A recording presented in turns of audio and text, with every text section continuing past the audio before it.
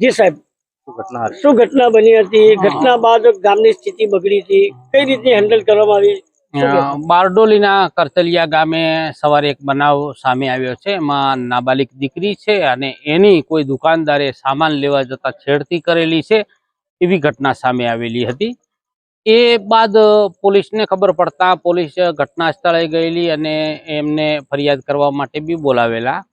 પણ મીનવાઇલ ગામ લોકોને સ્વાભાવિક છે કે નાબાલિગ દીકરી હતી એટલે રોષ થયેલો અને એમાં ગામ લોકો ભેગા થઈ ગયેલા ટોળું અને ગામ લોકોએ દુકાનદારનો થોડો ઘણો દુકાનમાંથી સામાન કાઢી એક ટેબલ કાઢી અને દુકાનની બારે ટેબલને સળગાવવાની કોશિશ કરી। ટેબલ સળગાવેલું પણ પોલીસ આવી ગયેલી, પૂરતો પોલીસ બંદોબસ્ત થયો અને ગામવાળાનો રોષ હતો એમાં પોલીસે ગામવાળાઓને સમજાવેલ કે ભાઈ ખરેખર આરોપી છે એ અટક કરી લીધેલ છે, લોકલ ક્રાઇમ બ્રાન્ચે અટક કરેલ છે અને પછી ગામવાળાઓને ખબર પડતા કે નહીં પોલીસે આરોપી બી અટક કરી લીધેલ છે અને પૂરતો બંદોબસ્ત છે। એટલે હાલ માહોલ શાંતિનો છે, ગામ લોકો અત્યારે શાંતિમાં છે।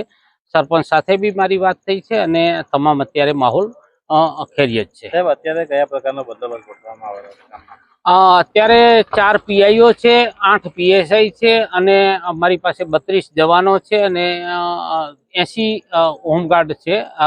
તમામ ગામમાં બંદોબસ્ત ગોઠવી દીધેલો છે અને આ બાબતે કોઈ રોષ ન થાય તે બાબતે અમે આગેવાનો બી બોલાવેલા છે અને એમની સાથે પણ હું મીટિંગ કરવાનો છું।